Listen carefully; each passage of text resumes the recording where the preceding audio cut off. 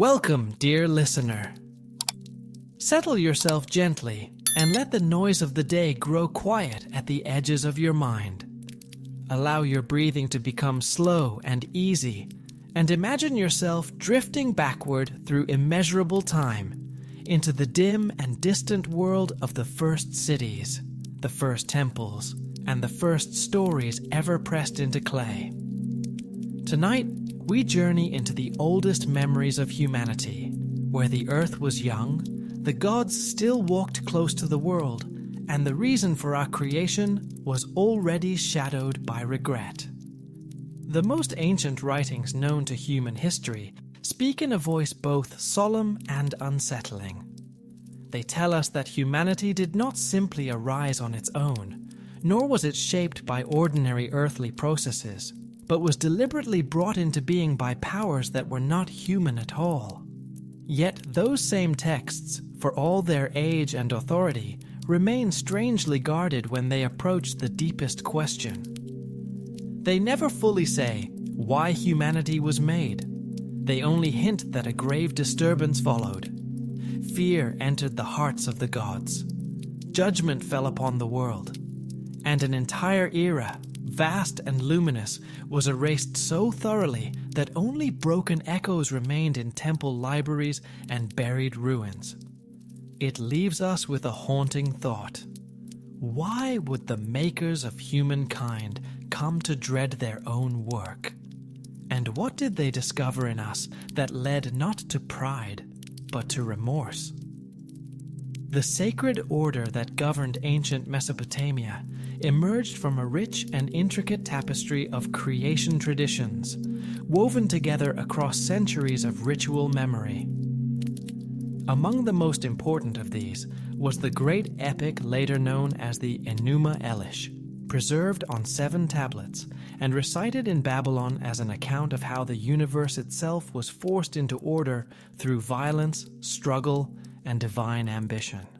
Though the surviving Babylonian version belongs roughly to the 2nd millennium before Christ, it clearly carries within it much older Sumerian ideas, inherited from an even deeper past.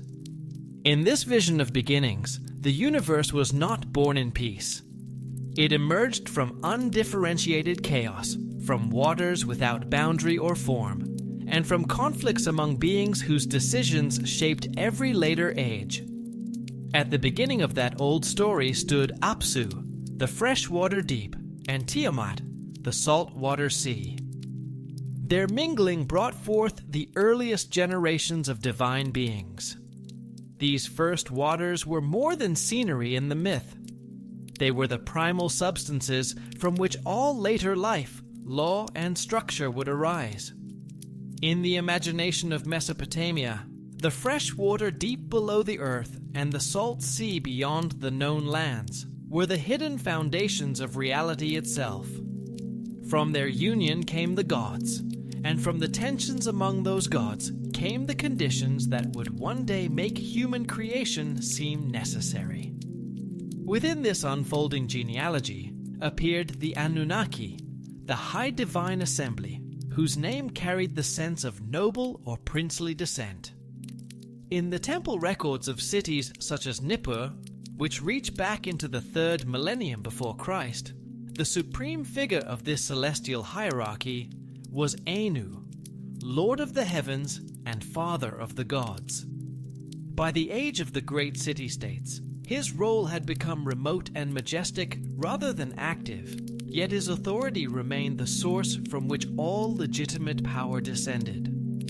The kings of Mesopotamia ruled because kingship itself was believed to have come down from heaven. In that way, earthly sovereignty reflected a much older celestial model. Anu's heavenly court, with its strict rank, ceremonial dignity, and ordered procedures, became the pattern upon which human palaces and temple systems were shaped for centuries. But while Anu remained the exalted figure at the summit, the active management of the cosmos fell largely to his sons, Enlil and Enki, whose characters and domains were sharply different, and whose tension shaped much of the divine drama that followed. Enlil, whose name can be understood as Lord Wind, held authority over the air, the Earth's surface, and the great atmospheric forces that surrounded the world. Sumerian hymns praised him as the one who separated heaven from earth, making room for order, cultivation, cities, and life. His sacred city was Nippur, where the great temple complex called the Ekur stood as one of the most important religious centers in Mesopotamia. There, tradition placed the tablets of destiny, mysterious divine records by which the fate of gods, kings, and ordinary people alike could be fixed. Enlil's power was immense, but never gentle. He revealed himself through storms, floodwaters, and the winds that could either nourish the land with rain or tear it apart with destruction. Archaeology has shown just how deeply his cult was revered. The great temple mound at Nippur was rebuilt again and again across many centuries, each reconstruction reflecting the enduring centrality of his worship. Temple archives from the city preserve detailed lists of offerings, seasonal rituals, purification rites, and ceremonial observances required to keep the cosmic order stable. Through these texts, Enlil appears as a god of unchallengeable authority, but also one of severe and changeable temperament, able to raise kings to greatness or to sweep nations away when divine boundaries were crossed. Enki, known in later Akkadian tradition as Ea, governed a very different realm. He ruled the Abzu, the deep freshwater reservoir believed to lie beneath the earth, feeding springs, rivers, and wells.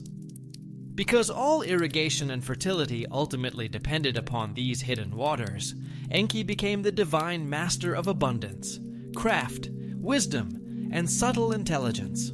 Where Enlil could be stern and devastating, Enki was often portrayed as compassionate, ingenious, and unusually favorable toward humanity.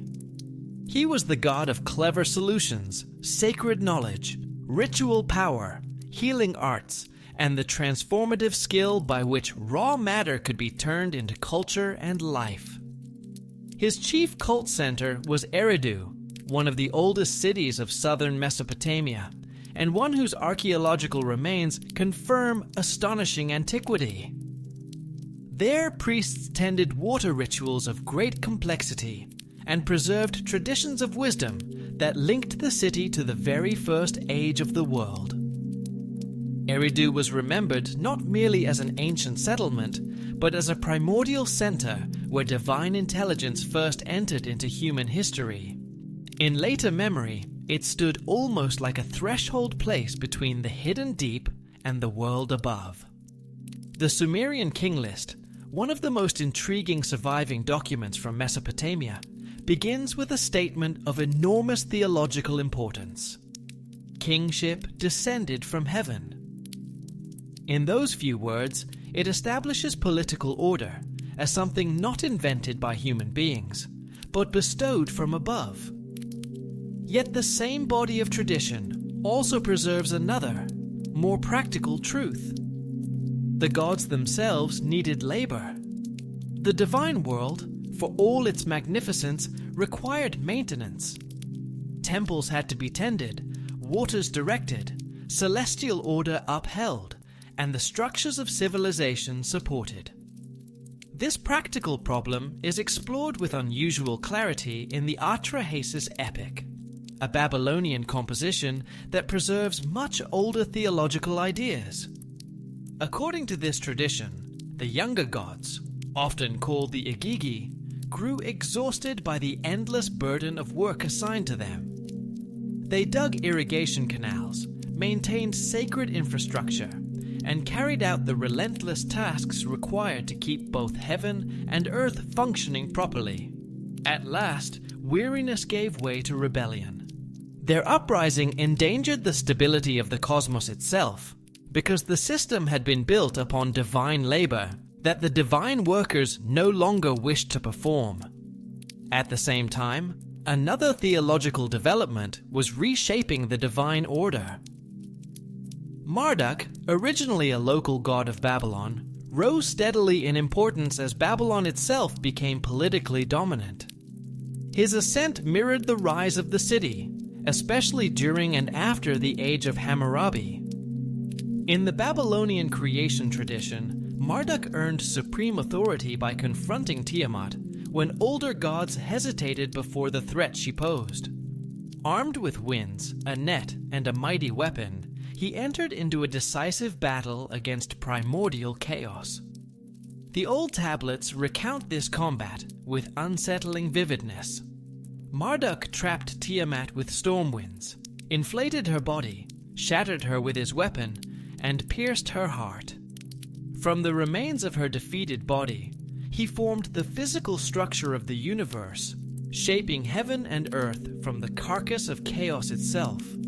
In reward for this victory, he was granted exalted titles and 50 names of power, becoming king among the gods. Yet even this supremacy required continual renewal through ritual, especially during Babylon's annual Akitu festival, when the cosmic order was symbolically re-established. The divine assembly itself was imagined in highly structured political terms. At its summit stood the supreme triad of Anu, Enlil, and Enki. Beneath them were ranked the great gods, and below them the younger divine beings who served as laborers, messengers, and attendants. Temple documents from different cities reveal how carefully divine affairs were thought to be administered. Offerings were recorded, ceremonies scheduled, pronouncements preserved. The gods were not imagined as vague abstractions, but as members of a vast and ordered bureaucracy mirroring the human kingdoms below. And yet that same order contained tension. The younger deities were growing more vocal in their exhaustion. Across multiple versions of the old tradition, their complaint remains consistent. They labored without rest. They dug canals, hauled earth, and upheld the material systems on which both divine and human flourishing depended. Their protest, described in terms that sound surprisingly close to a labor revolt, forced the older gods to confront a truth they had long ignored. The existing arrangement was unsustainable. It was then that Enki proposed a bold and troubling solution. Instead of forcing divine beings to continue performing endless menial labor, why not create a new order of creatures? Beings intelligent enough to understand commands and capable enough to carry out difficult work, yet permanently subordinate to the gods. In this way, the burden of maintaining the world could be transferred downward. But not all agreed. Enlil, in particular, saw danger in the plan. To create beings possessed of thought, speech, and will was to risk introducing into the cosmos a new source of unpredictability. Fragments preserved from cities such as Babylon and Assur suggest that the Divine Council debated the matter intensely.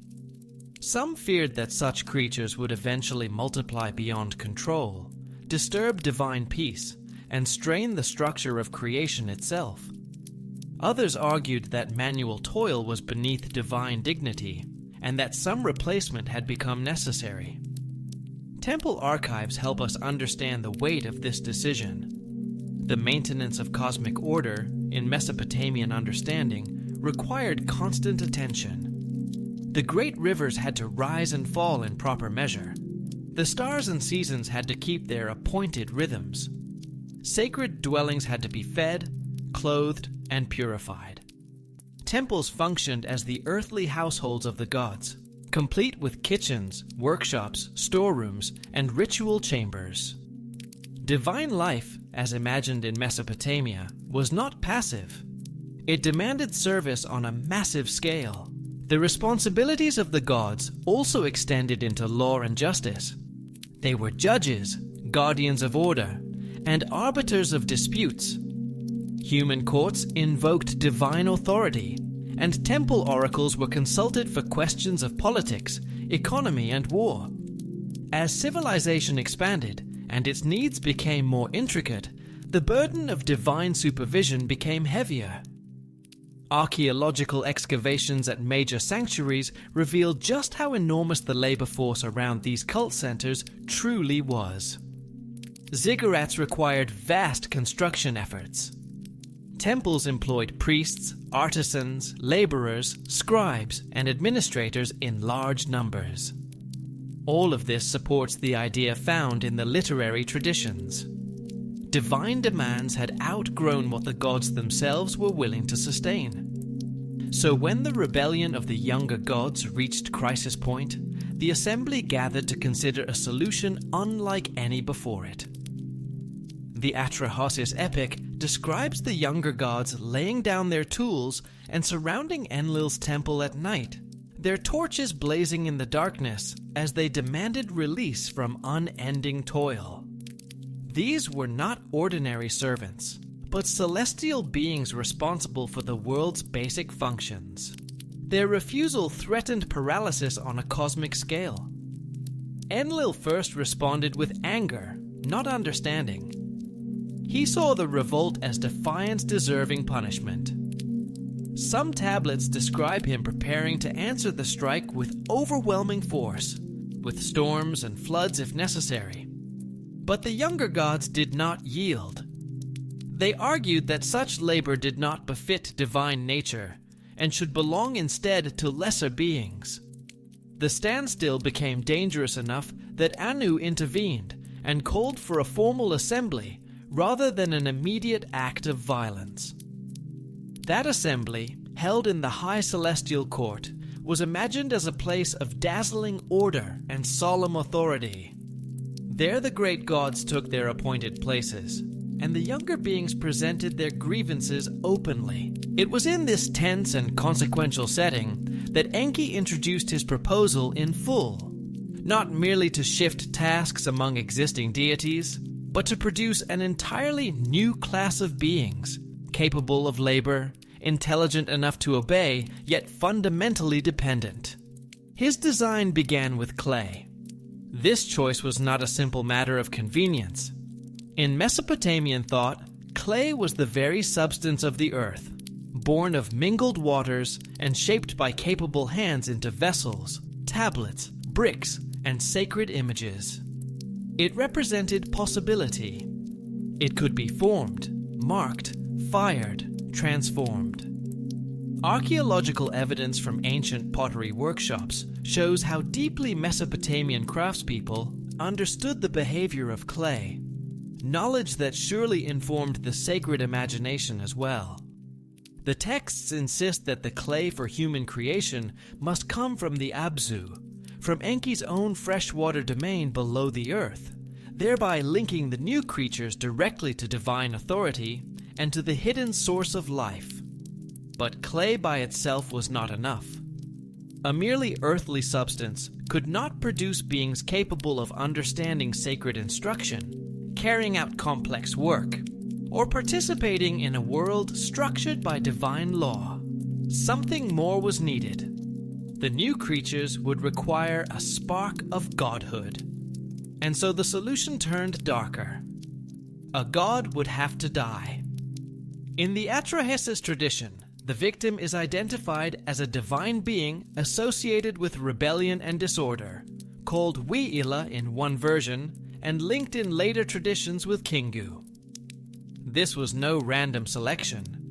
The chosen deity had been implicated in revolt against cosmic order, making him both a fitting object of punishment and a suitable source of the restless, thinking quality that would later distinguish humanity.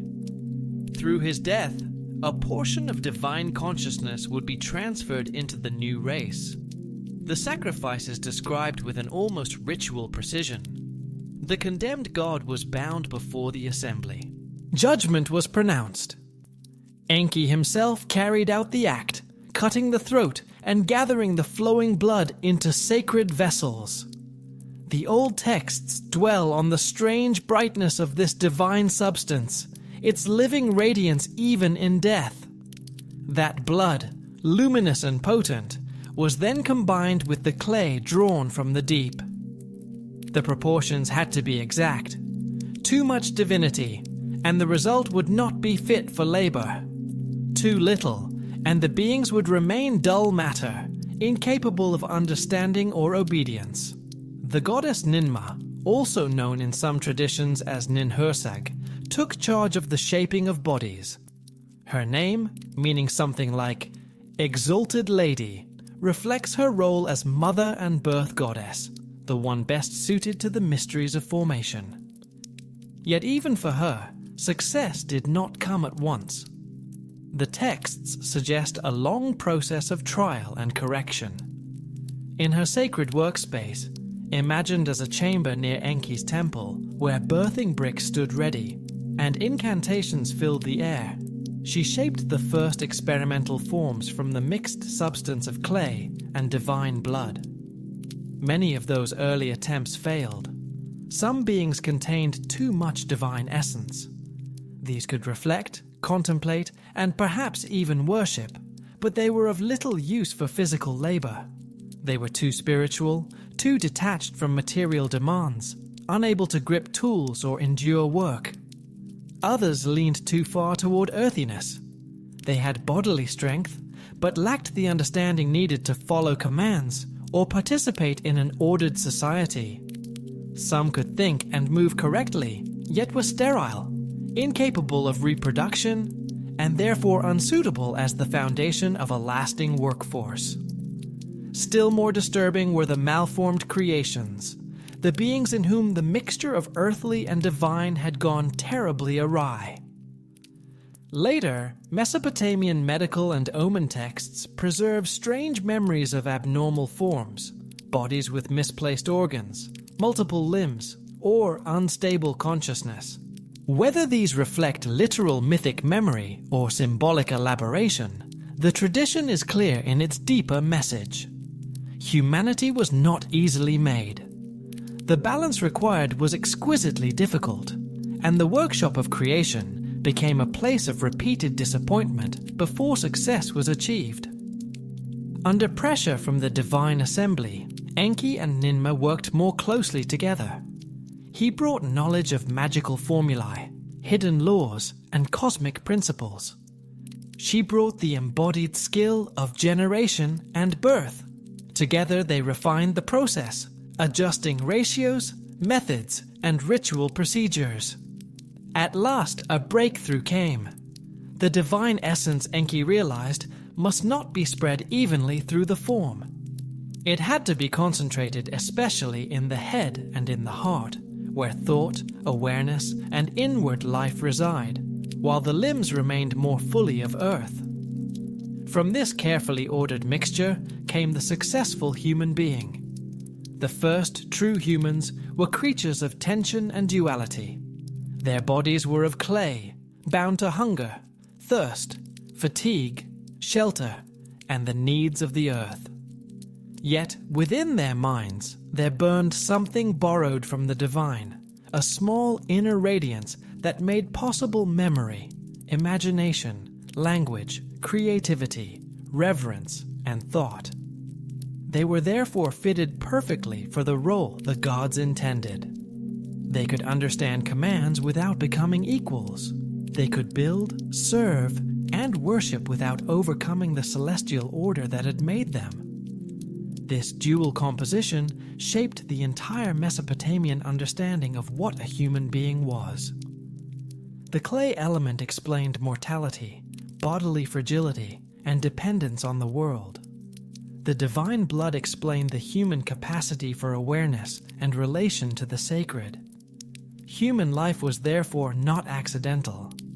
It was a condition of service rooted in both privilege and limitation.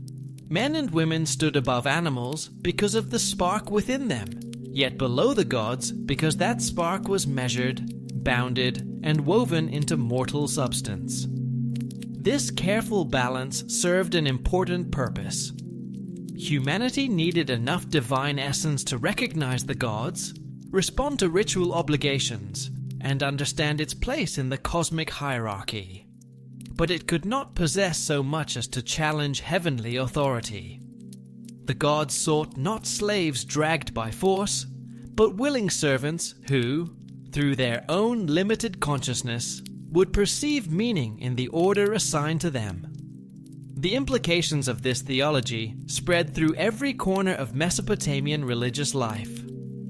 Temple worship became the natural expression of humanity's design. People brought food, drink, incense, labor, craftsmanship, music, and praise to the gods because those gods had granted them life and the inner flame of awareness. To serve was not merely a social requirement. It was the fulfillment of the human condition itself, according to the ancient logic of the texts. And yet the solution that resolved one crisis quietly planted the seeds of another. The gods had succeeded in creating a labor force capable of maintaining sacred and worldly order. But they had also introduced into creation something unpredictable. The blood used in human making came from a rebellious divine being. However carefully measured, traces of that defiant inheritance remained.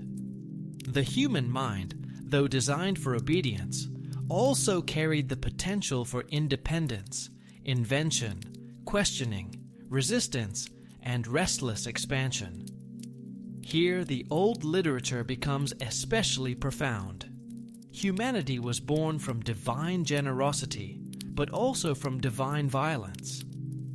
People owed everything to the gods, yet their very existence was made possible through divine death. This created an obligation no labor could fully repay. At the same time, it introduced suffering, mortality, and instability into the structure of the world in ways even the gods would later come to regret. The problem of humanity was there from the beginning, hidden within the brilliance of the solution. Thus, the creation of humankind ended the immediate labor crisis of the gods, but opened a far larger and more dangerous story. The world had gained workers, worshippers, builders, and bearers of culture.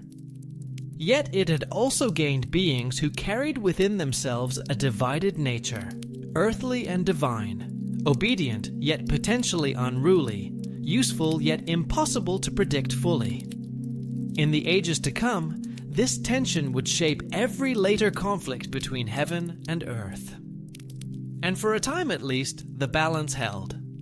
The old Sumerian traditions would later remember the first era after humanity's making as a radiant age, a period when the partnership between gods and mortals reached its highest form, and civilization flourished beneath direct celestial guidance.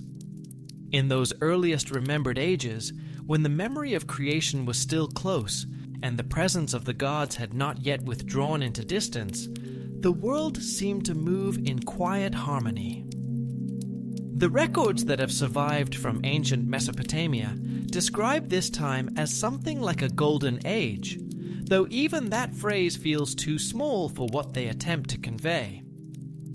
It was a period when divine guidance was not indirect or uncertain, but immediate, when the boundary between the human and the divine remained thin, almost permeable, and when knowledge flowed more freely than it ever would again.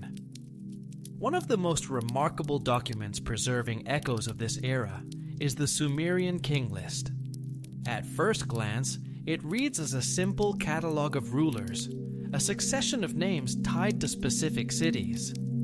Yet, as one lingers over its contents, something unusual becomes apparent. The earliest kings are said to have ruled not for decades, nor even for centuries, but for spans of time that stretch into tens of thousands of years. These astonishing durations have often been dismissed as exaggeration or symbolic language. But within the worldview of Mesopotamia, they carried a deeper meaning. They reflected a time when humanity stood much closer to its divine origin, when the spark within human beings burned more brightly, and when the rhythm of life followed a different, more expansive measure. The list begins with Alulim of Eridu, whose reign is given as 28,800 years. This city, Eridu, holds a special place not only in myth, but in the physical record of the earth. Archaeological excavations have shown that it was indeed one of the oldest continuously inhabited settlements in southern Mesopotamia, with layers of occupation stretching back into the 5th millennium before Christ. Beneath its soil lie the remains of successive temples, built one upon another, forming a vertical memory of devotion that spans countless generations. Each new structure rose directly above the ruins of the previous one, as though the people who lived there understood themselves to be part of an unbroken chain reaching back to the very beginning. The early kings who followed Alulim carried similarly immense spans of rule. Alalgar, his successor, is said to have governed for 36,000 years, and others after him ruled for periods equally vast. When examined more closely, these numbers reveal connections to the mathematical and astronomical systems of the time. The number 3,600, known as the Sar, was considered sacred, representing a full cycle of divine time. The reigns recorded in the King List often appear as multiples of this number, suggesting that these figures were not random, but encoded reflections of cosmic cycles. In this way, the kings of the earliest age were understood not merely as political leaders, but as participants in the maintenance of universal order, their reigns aligned with the movements of the heavens. Cities themselves, in this early period, were not simply places of human habitation. They were centers where divine and human activity intertwined. Bad Tibira, another city mentioned in the King List, has been tentatively associated with archaeological sites in southern Iraq, where evidence of early metallurgical activity has been discovered. Excavations have uncovered remains of copper smelting installations and workshops where tools and weapons were fashioned with surprising sophistication for such an ancient time. In the texts, this city is associated with the transmission of divine knowledge of metalworking, attributed to the god Ninurta, who was believed to have taught humanity the arts of shaping metal and crafting instruments of both utility and power. The relationship between gods and humans during this golden age was not one of simple domination. It was structured, ordered, and mutually sustaining. Temples stood at the heart of every city, not only as places of worship, but as centers of administration, production, and learning. They were, in essence, the households of the gods on earth. Within their walls, food was prepared, garments were woven, tools were crafted, and rituals were performed with careful attention. The gods, it was believed, depended upon these offerings to maintain their presence in the earthly realm, while humans depended upon divine favor for fertility, protection, and knowledge. The White Temple at Uruk, rising above the surrounding city on an elevated platform, provides a striking example of this integration. Built around the early 3rd millennium before Christ, it served both as a sacred space and as a center of activity where scribes, artisans, and administrators worked together to sustain the functioning of the city. From its height, one could look out across the settlement, seeing the ordered arrangement of streets, workshops, and dwellings, all connected to the central structure that symbolized the bond between heaven and earth. Within temple archives, thousands of clay tablets have been discovered, each bearing records of transactions, offerings, and decisions. These documents reveal a world in which every detail was accounted for. Grain deliveries, livestock inventories, distributions of goods, and ritual schedules were all carefully noted. The relationship between gods and humans was not vague or abstract. It was organized through a complex system that ensured balance and continuity. The gods received sustenance through offerings, and in return, they granted the conditions necessary for human survival and prosperity.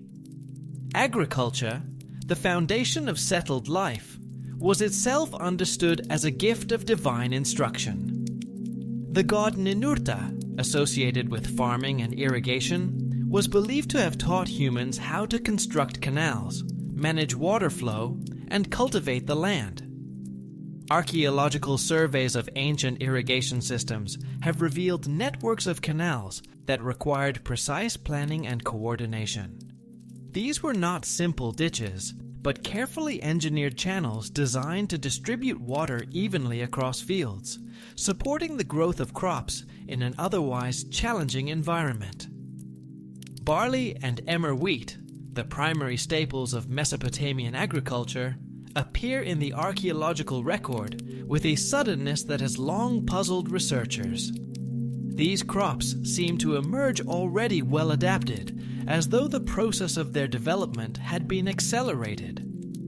In the texts, this phenomenon is explained through divine intervention. The goddess of grain, often called Nisaba or Ninlil in different traditions, is credited with providing perfected varieties directly to humanity, allowing agriculture to flourish without the slow process of trial and error. Knowledge itself was understood as something that could be granted from above. The concept of the me, often translated as divine powers or cultural attributes, described the various elements that made civilization possible. These included kingship, priesthood, writing, music, craftsmanship, law, and even aspects of social behavior. In one well-known narrative, the goddess Inanna obtains these me from Enki and brings them to her city of Uruk, where they become the foundation of human culture. This story reflects a broader belief that the achievements of civilization were not purely human inventions, but gifts transferred from the divine realm. Enki's role as a teacher and protector of humanity is especially prominent in these traditions. His temples were not only places of ritual, but centers of learning where human apprentices were instructed in medicine, mathematics, astronomy, and the arts of magic. Medical texts preserved from Mesopotamia reveal a level of knowledge that is both practical and systematic, including descriptions of symptoms, diagnoses, and treatments that would not be matched again for many centuries. This suggests that the idea of divine instruction was not merely symbolic, but reflected a genuine tradition of accumulated knowledge passed through generations. The city of Eridu, associated with Enki, appears in both myth and archaeology as a model for later urban development. Its layout shows careful planning, with the temple at its center and residential areas arranged around it. Craft workshops were positioned according to practical considerations, such as access to water and prevailing winds. This level of organization indicates a deep understanding of engineering and environmental management, supporting the idea that early cities were not random settlements, but carefully designed spaces shaped by both practical needs and symbolic meaning. Uruk, which would grow to become one of the largest cities in the ancient world, demonstrates how these principles could be expanded on a grand scale. By around 3000 BC, it was surrounded by massive walls, enclosing a vast area filled with temples, administrative buildings, and residential quarters. The construction of such fortifications required coordinated labor, advanced techniques, and a clear vision of urban structure. In the Epic of Gilgamesh, these walls are described as a source of pride, a testament to human achievement guided by divine influence. At the heart of Uruk stood the great ziggurat dedicated to Anu, the sky god. Rising high above the city, it functioned as both a physical and symbolic bridge between earth and heaven. Its construction required careful calculation to ensure stability, with layers of mud brick reinforced by reed mats. These materials allowed the structure to withstand both weight and movement, demonstrating an understanding of architectural principles that was both practical and refined. Perhaps the most transformative gift attributed to divine instruction was the invention of writing. The earliest known written records, dating to around 3200 BC, appear in Mesopotamia in a form already capable of recording complex information. The cuneiform script, impressed into clay tablets, allowed for the preservation of economic transactions, legal agreements, and religious texts. The sudden emergence of such a system suggests a level of sophistication that is difficult to explain as a gradual development. In the traditions of the time, writing was attributed to divine inspiration, particularly to the goddess Niseba, who was seen as the patron of scribes. These early tablets reveal not only the existence of writing, but the presence of standardized systems for storing and organizing information. Tablets were shaped in consistent sizes, allowing them to be stored and retrieved efficiently. The script itself followed patterns that enabled the accurate representation of spoken language. This level of organization indicates that writing was not simply invented, but carefully structured from the beginning. Astronomical knowledge also played a significant role in Mesopotamian culture. The use of a base 60 numerical system allowed for precise calculations of time, angles, and celestial movements. Observations of the stars were conducted from elevated platforms, often built atop ziggurats, where priests and scholars recorded the positions of celestial bodies over long periods.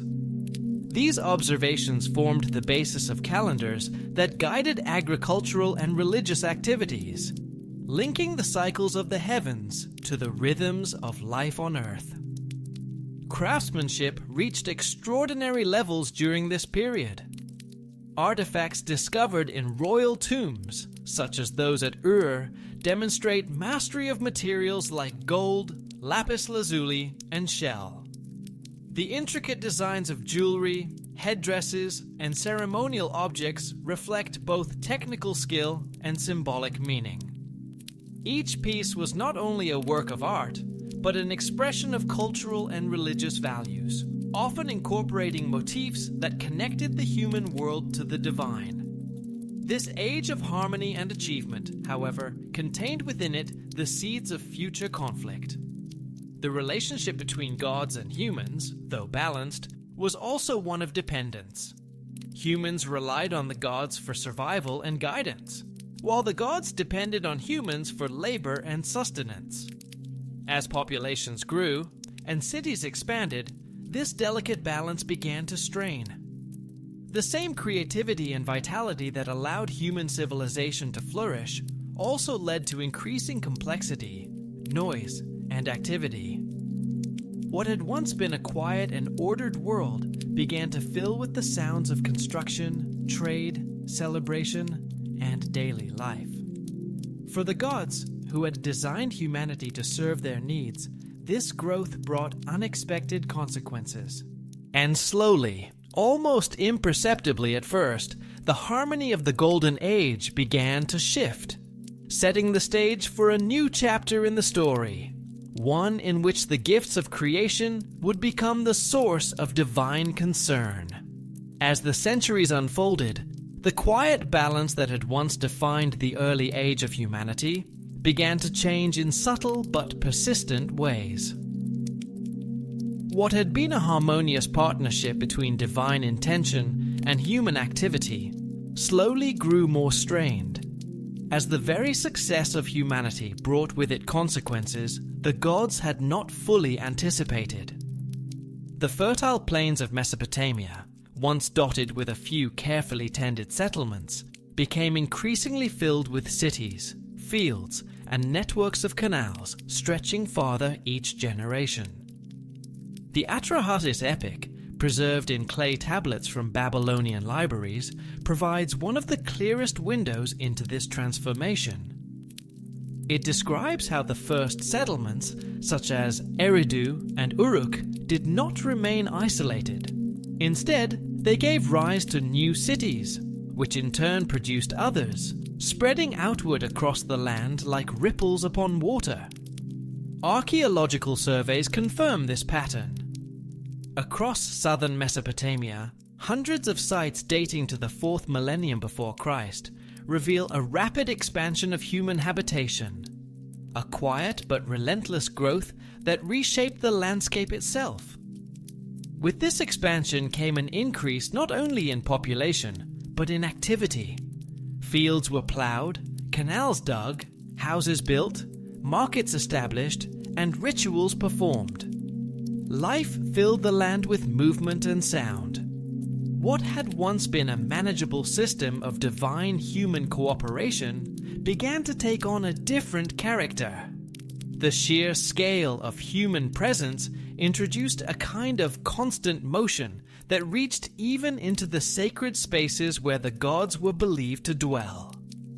Temple records from cities such as Nippur preserve echoes of this growing tension. Among the routine lists of offerings and ceremonies, there appear complaints attributed to the gods themselves. These are not grand declarations of cosmic disorder, but something almost more intimate. They speak of disturbance, of restless nights, of the inability to find stillness. The steady hum of human life, construction, trade, celebration, conflict, had become a ceaseless background that even divine beings could not ignore. Enlil, whose nature was closely tied to order and structure, appears in these traditions as particularly affected by this change. Accustomed to the vast, silent expanses of the cosmos, he found himself increasingly troubled by the noise rising from the earth. The temples that had once been places of calm and sacred rhythm were now surrounded by growing cities. Their walls pressing closer, their sounds more persistent. The stillness that had once defined divine existence was gradually replaced by an unending murmur of human life. At first, the response of the gods was measured. The Atrahasis Epic describes a series of attempts to restore balance without resorting to complete destruction. Enlil's initial action was to withdraw divine favor from agriculture. Crops failed, fields lay barren, and famine spread across the land. Archaeological evidence suggests that such events did occur. Layers of soil analysis indicate periods where cultivation sharply declined, and signs of malnutrition appear in burial sites from certain regions, pointing to times of hardship that align with these accounts. Yet even in the face of famine, humanity endured. Those who survived adapted, reorganized, and continued. The population, though reduced, began once again to grow. The resilience built into human nature, a result of their mixed origin, allowed them to recover more quickly than the gods had expected. When famine proved insufficient, the measures became more direct. The texts describe the sending of disease among the people. Plagues spread through the cities, striking especially in the crowded urban centers where the density of life was greatest. Medical tablets from Mesopotamia contain detailed descriptions of illnesses, some of which resemble known diseases such as dysentery or epidemic fevers. These records suggest that outbreaks of illness were not rare events, but recurring challenges that required both practical treatment and ritual response. Excavations at burial sites from this period provide further support. In several locations, mass graves have been uncovered, containing the remains of individuals who appear to have died in large numbers over a short time. The arrangement of these burials differs from ordinary funerary practices, indicating emergency conditions, moments when death came too quickly, and in too great a number for traditional rites to be observed fully. And yet, once again, humanity proved difficult to diminish. Survivors rebuilt their communities. Fields were replanted. Families grew. The cycle of decline and recovery repeated itself. Each time the population returned, and with it came the same rising tide of activity and sound. Within the divine assembly, this persistence became a source of increasing frustration. Enlil's efforts to control human numbers seemed only to delay the inevitable. At the same time, another force within the Divine Council was working in quiet opposition. Enki, the god of wisdom and deep waters, had developed a different relationship with humanity. Unlike Enlil, who viewed humans primarily through the lens of order and disruption, Enki saw them as something more. He recognized in them a reflection of the divine essence that had been used in their creation. To him, they were not merely laborers, but beings capable of learning, growth, and understanding. Texts from Eridu suggest that Enki did not stand aside during these crises. Instead, he intervened in subtle ways. He is said to have provided warnings, guidance, and knowledge that allowed human communities to survive the very disasters sent to destroy them. These interventions were not always direct or obvious. Often they took the form of insight, of a dream, of a piece of knowledge that enabled people to adapt and endure. This divergence in perspective created tension within the divine assembly. What had begun as a practical problem, how to manage the growing human population, evolved into a deeper philosophical conflict. Enlil represented a strict interpretation of divine authority, one in which humans existed primarily to serve and could be reduced or eliminated if they disrupted the cosmic order. Enki, by contrast, embodied a more nuanced view, one that acknowledged a kind of responsibility toward humanity as creations endowed with a share of divine essence. As these opposing views grew stronger, the original agreement between gods and humans began to unravel. At the time of creation, there had been a clear understanding. Humans would provide labor and offerings, and in return, the gods would ensure the stability of the world. But this agreement had not accounted for exponential growth. The system had been designed for a smaller, more controlled population. As that population expanded, the balance shifted in ways that neither side had fully prepared for. Efforts were made to address the problem through regulation. Temple authorities issued rules intended to reduce disturbance near sacred spaces. Certain activities were restricted, and attempts were made to maintain zones of quiet around temples. These measures reflect an awareness that the problem required management rather than destruction. Yet the scale of human expansion made such solutions increasingly ineffective. The concept of cosmic order, central to Mesopotamian thought, provided the framework through which these developments were understood. Every element of creation had its proper place and function. When those boundaries were respected, the world remained stable. When they were exceeded, imbalance followed. Human overpopulation was seen not simply as a social issue, but as a disruption of this deeper order. To Enlil and those who shared his view, the situation resembled a kind of imbalance that could not be allowed to continue. The expansion of humanity threatened to overwhelm the structures that had been carefully established. From this perspective, drastic measures were not acts of cruelty, but attempts to restore equilibrium. Yet for Enki, the matter was not so simple. He recognized that humanity's growth was, in a sense, a success. The beings created to serve had adapted, survived, and flourished. To destroy them for this very success raised troubling questions about the nature of divine justice and responsibility. As these debates continued, the human world itself began to show signs of strain. Archaeological evidence from large cities indicates increasing social complexity, and with it, new forms of tension. In some areas, fortifications appear within cities, suggesting concerns about internal conflict. Weapons are found in residential contexts, hinting at a need for protection, not only from external threats, but from unrest within. Mass graves containing individuals who appear to have died violently point to episodes of conflict that disrupted the stability of urban life. These findings align with the themes found in later texts, which describe a world in which the boundaries between order and chaos had begun to blur. Within the Divine Council, the question of what to do about humanity grew more urgent. Some voices began to argue that partial measures were no longer sufficient. If the problem lay in the very existence of humanity in its current form, then perhaps only a complete reset could restore balance. This idea, once unthinkable, slowly gained ground.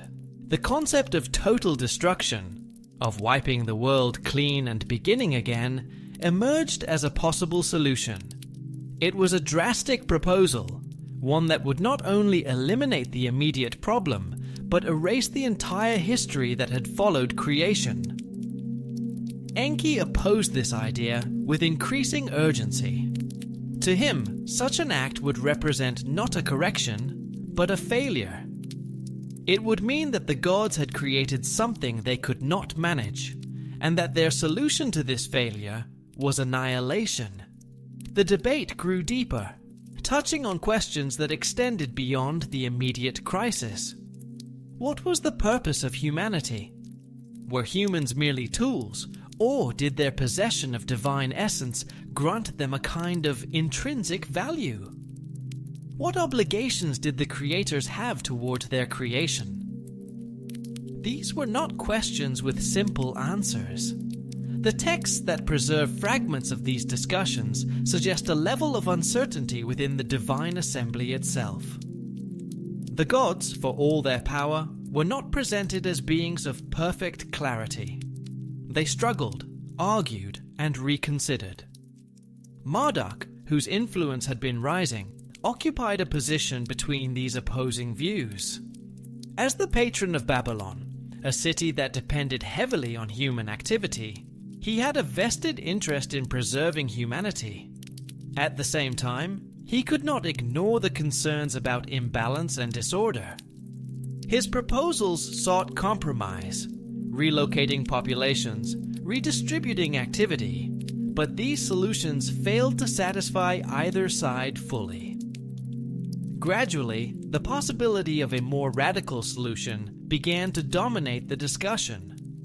The idea of a great flood, a return to the primordial waters from which the world had first emerged, took shape as a means of restoring the original silence and balance. This was not merely a practical decision. It carried profound symbolic weight. Water, in Mesopotamian thought, was both the source of life and the agent of dissolution. To submerge the world beneath water was to undo creation itself, to return everything to its earliest state. As the divine assembly moved closer to this decision, the tension between necessity and compassion reached its peak. The gods stood at the threshold of an act that would reshape the world completely, ending one age and beginning another. And somewhere within that gathering, one god still searched for a way to preserve what had been made, even as the others prepared to let it be washed away. The moment when the divine assembly finally approached its breaking point did not come suddenly, but like the slow gathering of storm clouds across a wide and silent sky. For generations, the question of humanity had lingered unresolved, pressing itself deeper into the structure of divine deliberation. And then, at last, Enlil rose before the council with a proposal so absolute that it left no room for compromise. He did not speak of famine, nor of plague, nor of lesser punishments that had already failed to achieve their purpose. Instead, he proposed the complete submergence of the world beneath the ancient waters, a return to the primordial state that had existed before humanity had ever been shaped from clay and divine blood. In this act, all noise would cease, all disorder would dissolve. The burden of human existence would vanish entirely, not through gradual correction, but through total erasure. The records that survive from temple archives, though fragmentary, preserve a sense of the stillness that followed this declaration. The other gods, who had debated endlessly over lesser solutions, now faced a decision that would alter the very fabric of creation. This was no longer a question of balance or adjustment. It was a question of ending an age. Within the framework of Mesopotamian thought, even such a decision could not be taken lightly. The gods themselves were bound, in their own way, by principles of cosmic law. Actions of such magnitude required justification, not only in terms of necessity, but in accordance with the deeper order that governed existence. Enlil's argument rested on the idea that humanity had exceeded the limits set at its creation. The growth of population, the expansion of cities, and the constant disturbance of divine rest were presented as violations of the original design. In this reasoning, humanity had broken the conditions under which it had been allowed to exist.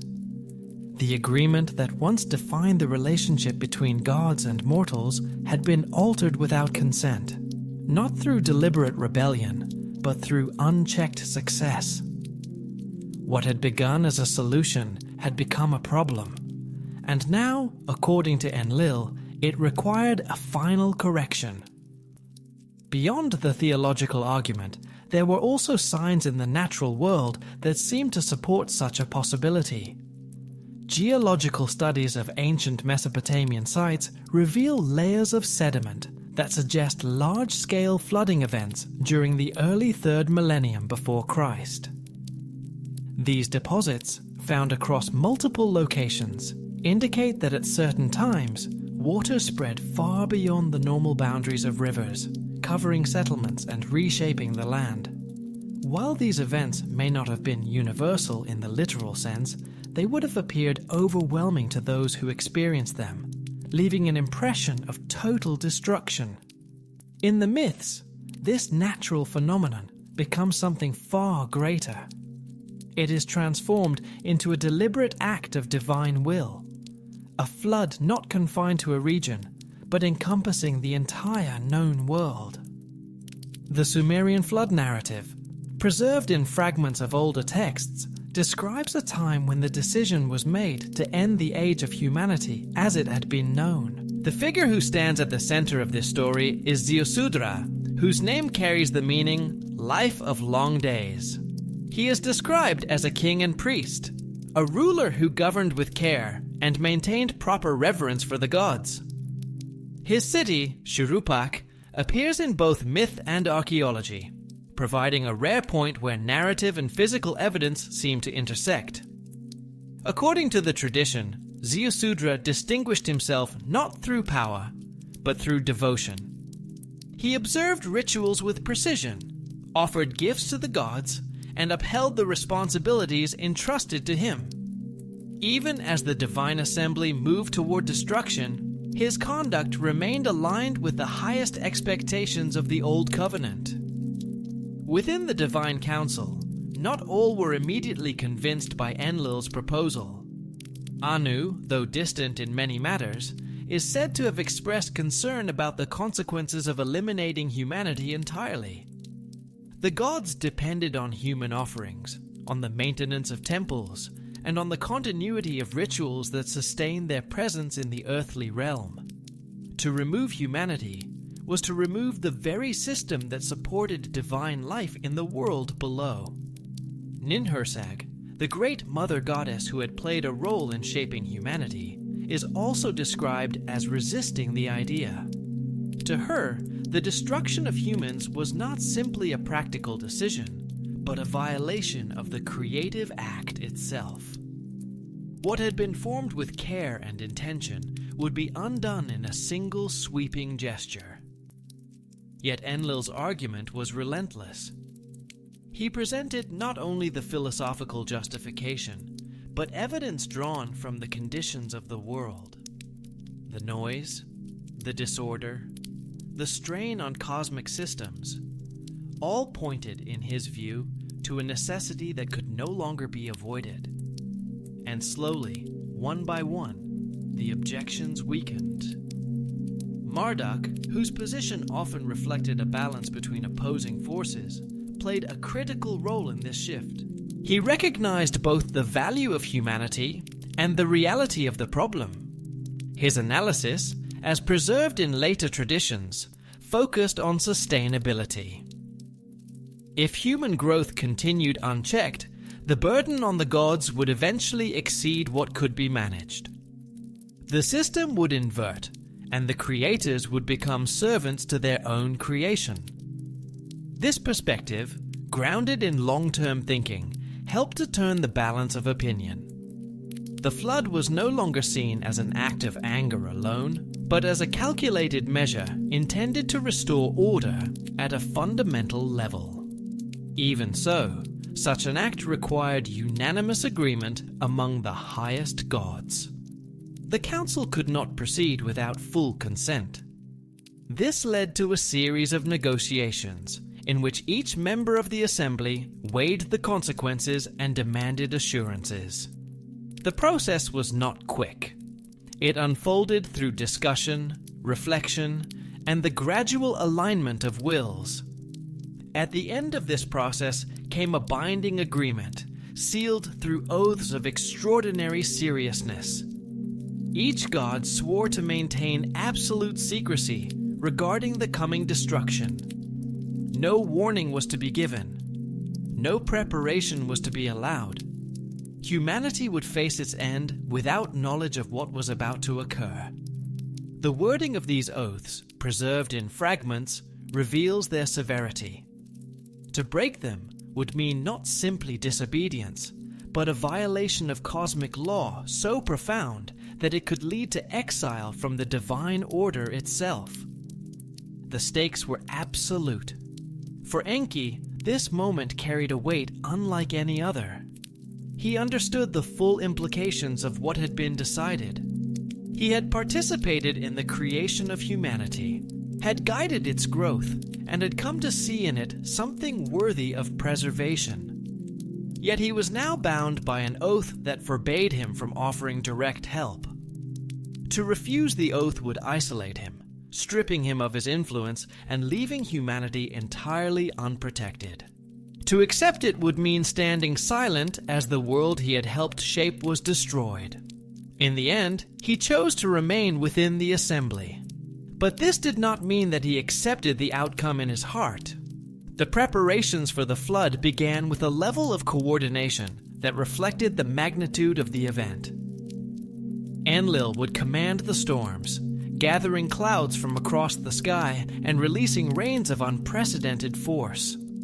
Other gods were assigned roles as well. The waters beneath the earth, held in the deep reservoirs of the Abzu, would be released, rising upward through springs and fissures. The structure of the land itself would be altered, ensuring that no place remained untouched. This was not a single force, but a convergence of many. Water would come from above and below, surrounding the world from every direction. The balance that had once sustained life would be reversed, and the elements themselves would participate in the undoing of creation. The selection of a single human survivor, however, introduced a quiet contradiction into the plan. Ziusudra, by virtue of his devotion and conduct, was chosen to endure beyond the destruction. This decision reflects a tension within the divine will, an acknowledgement that even in judgment, something of humanity must remain. Yet the oath of secrecy still stood. No god could openly warn him. It was here that Enki's ingenuity revealed itself. Unable to speak directly, he turned to a method that allowed him to remain within the letter of the oath while bending its spirit. He approached the reed wall of Ziusudra's dwelling and spoke aloud, as though addressing the structure itself. In doing so, he did not technically communicate with the human, but his words were heard. Through this indirect message, he described the coming flood and gave instructions for survival. Ziusudra was told to build a great vessel, a structure large enough to withstand the forces that would soon be unleashed. the design was precise. The vessel was to be equal in length, width, and height, forming a massive cube, stable and balanced. The materials were specified with equal care.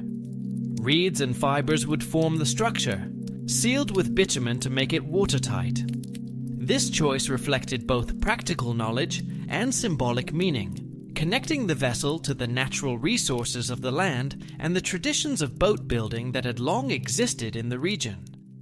Inside, the space was to be divided into multiple levels and compartments, creating room for supplies, animals, and the preservation of life in all its forms. Ziusudra was instructed to gather not only his family, but representatives of the animal world, along with seeds, tools, and the knowledge necessary to rebuild civilization.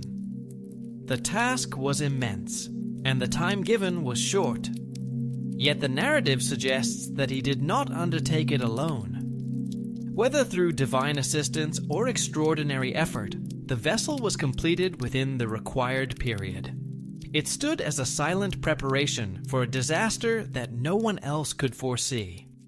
When the flood began, it did so with overwhelming force. The sky darkened as clouds gathered, and rain fell with an intensity beyond anything previously known.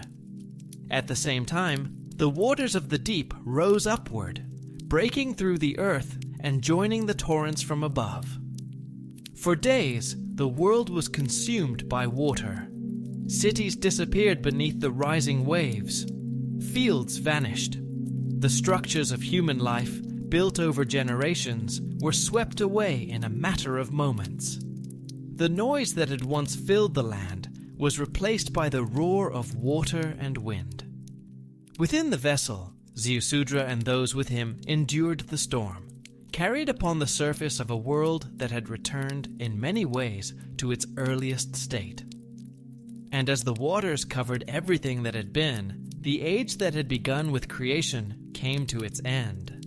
For a long span of time that seemed to stretch beyond ordinary measure, the world remained hidden beneath water. The storm did not pass quickly, nor did the flood withdraw at once.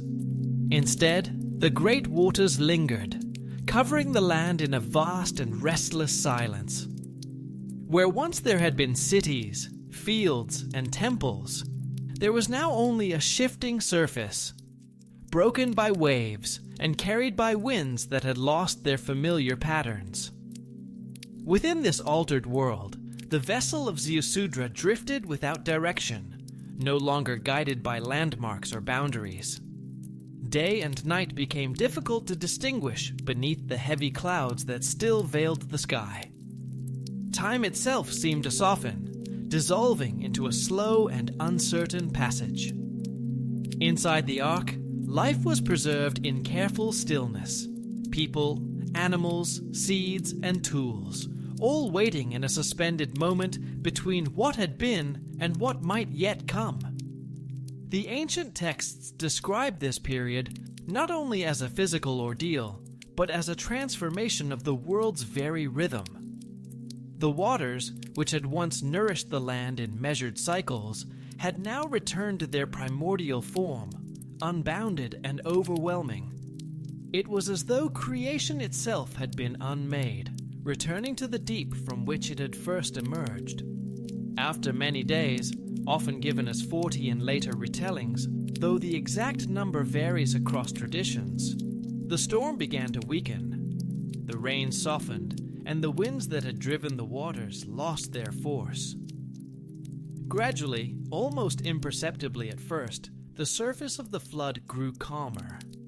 The sky began to open, and light filtered once more through the thinning clouds. Yet even as the storm passed, the waters did not immediately retreat. They remained spread across the land, vast and still, reflecting a sky that seemed newly formed. Only with time did the level begin to fall, revealing the shapes of hills and ridges rising from beneath the surface.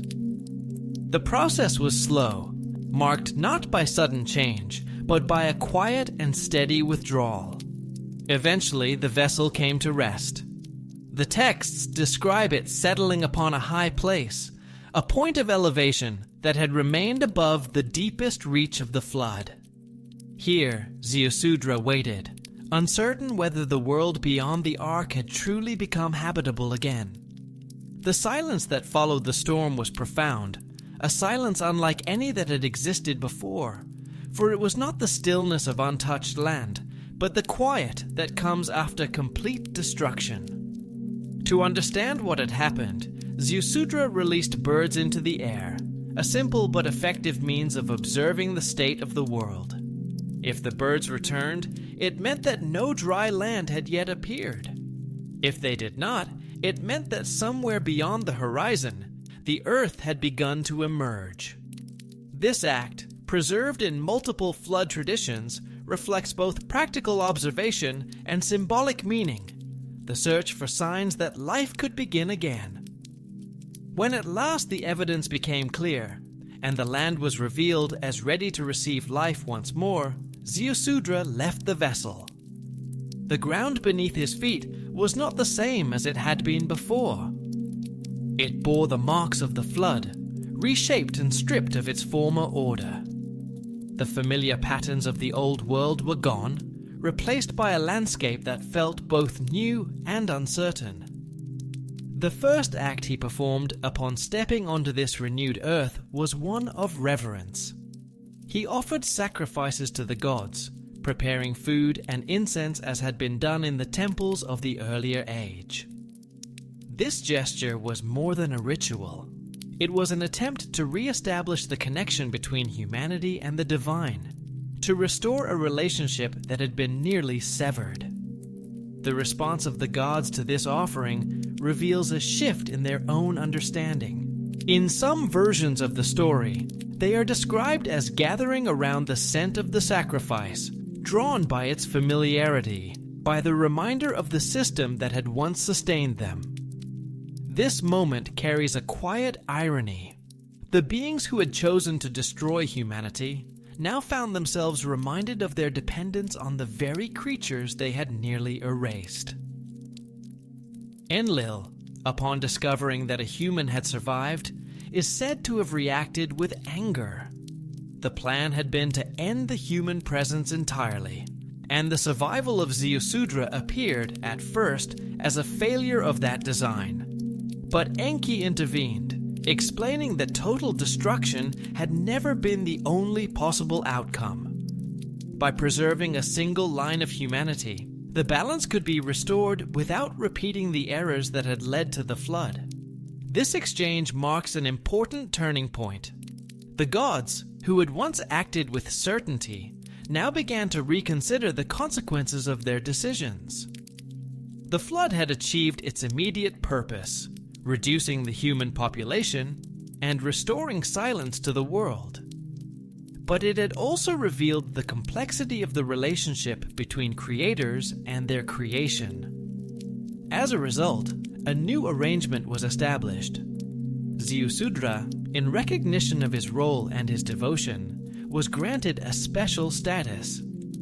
In some traditions, he is said to have been given a form of immortality, removed from the ordinary cycle of human life, and placed in a distant, peaceful realm. Whether this reflects a literal belief or a symbolic expression of honor, it underscores the idea that his survival was not accidental, but meaningful within the larger narrative. Humanity, however, would not return to its previous condition unchanged. The world that emerged after the flood was different in fundamental ways. The connection between gods and humans, once immediate and direct, became more distant. The divine presence withdrew, no longer residing as closely within the daily life of cities and temples. Communication, which had once been clear and personal, grew more indirect, requiring interpretation and ritual to bridge the gap. The Sumerian King List provides a striking illustration of this transformation. After the flood, the lengths of royal reigns diminished dramatically. Where once kings were said to rule for tens of thousands of years, their successors governed for far shorter periods, still long by modern standards, but clearly reduced. This change reflects a broader shift in the human condition. Archaeological evidence supports the idea of a significant transition during this period. Layers of sediment marking flood events are often followed by new phases of settlement that differ in style and complexity from what came before. Technologies appear altered, sometimes less refined, suggesting that knowledge had been lost or that the conditions for its preservation had changed. The physical characteristics of human populations also show signs of change. Skeletal remains from later periods indicate differences in average height, bone density, and overall health when compared to earlier findings. While these changes can be explained through environmental and social factors, they align with the narrative of a diminished humanity, one that had moved further from its original, more direct connection to the divine. The reduction in human lifespan, recorded in both myth and text, may reflect this same idea. As generations passed, the divine element within humanity was understood to grow weaker, diluted by time and distance from the moment of creation. What had once been a bright and immediate spark became something more subtle, still present, but less powerful. In response to this new condition, human society adapted. Temples grew more elaborate, not because the gods were more present, but because they were more distant. The structures built during this period often rise higher and display greater ornamentation, as though attempting to reach upward, to bridge the growing separation between heaven and earth. Rituals became more complex, requiring trained specialists who could interpret signs and perform ceremonies with precision. The role of priests expanded accordingly. Where once divine guidance might have been experienced directly, it now required mediation. Priests studied omens, interpreted dreams, and conducted rituals designed to communicate with the unseen realm. Their knowledge became a crucial link between the human and the divine, preserving traditions that might otherwise have been lost. New methods of seeking guidance also developed. Divination, in its various forms, became an essential practice. By observing patterns in the natural world, whether in the movement of the stars, the behavior of animals, or the appearance of internal organs during sacrifice, humans sought to understand the will of the gods. These practices reflect both a continuity with earlier beliefs and an adaptation to the new reality of indirect communication. The legal systems of Mesopotamia also evolved in response to this shift.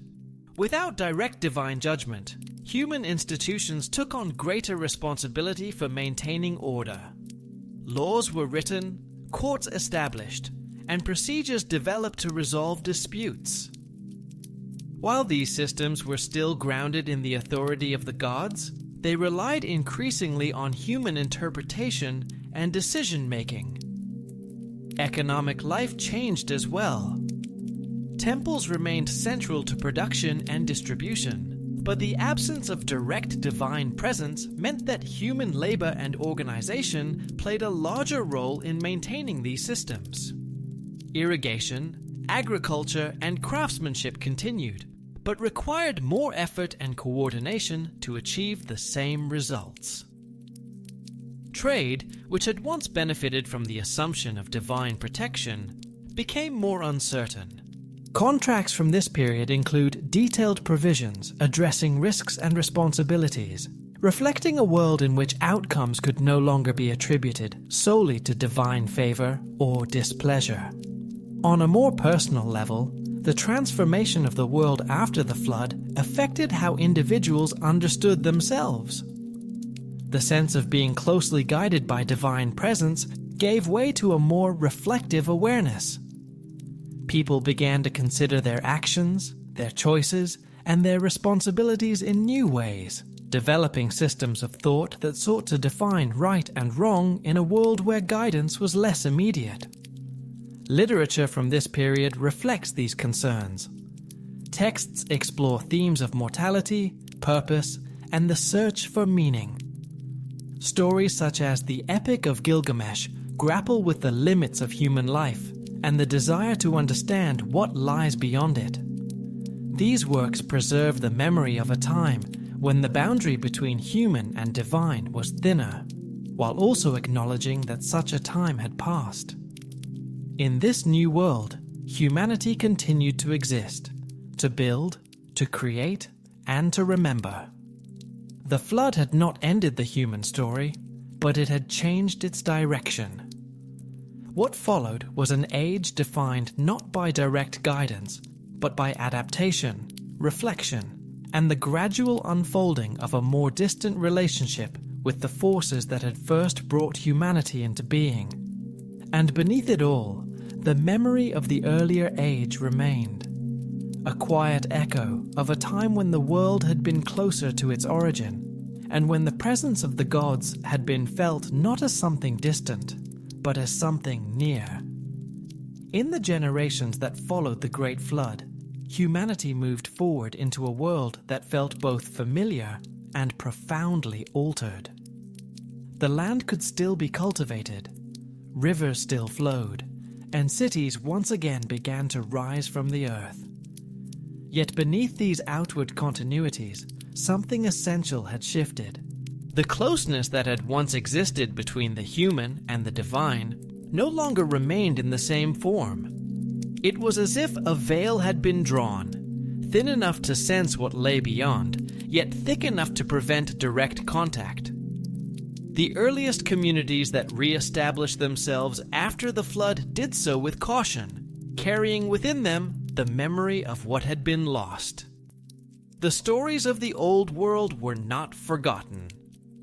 They were repeated, preserved, and shaped into narratives that explained not only the past, but the condition of the present. People understood that they lived in a different age, one in which the gifts of the gods were still present, but no longer given as freely or as directly as before. The Sumerian King List, which had once recorded the immense lifespans of rulers from the time before the flood, now tells a different story. The kings who appear after this great turning point rule for far shorter periods. Their reigns, though still long by modern standards, are measured in centuries rather than millennia, and then gradually in decades. This steady reduction reflects more than a change in storytelling. It suggests a deeper belief that something within humanity itself had diminished. The idea that the divine element within human beings had grown weaker over time became a central theme in Mesopotamian thought. In the earliest age, that spark had been close to its source, bright and strong. But with each passing generation, it was believed to fade, becoming more distant, more diluted. This did not mean that humanity lost its connection to the divine entirely, but that the connection required more effort to perceive and maintain. Archaeological evidence offers subtle support for this transformation. Settlements from the post-flood period show changes in construction techniques, in the complexity of artifacts, and in patterns of daily life. While civilization continued to advance in many ways, there are also signs that certain forms of knowledge were no longer as readily accessible. Techniques that appear highly refined in earlier layers sometimes re-emerge later in simpler forms, as though they had been partially forgotten and then rediscovered. This sense of loss is not presented as a sudden collapse, but as a gradual shift. Humanity did not fall into ignorance, but rather moved into a state where knowledge had to be worked for, preserved, and transmitted with care. The effortless clarity attributed to the earlier age gave way to a more deliberate process of learning and remembering. The temples that rose in this new era reflect this change in subtle but important ways. They became larger, more imposing, and more elaborate in their design. Ziggurats rose higher into the sky, their tiered structures creating visible pathways between earth and heaven. These buildings were not only places of worship, but expressions of a longing, a desire to reach again toward a closeness that had been lost.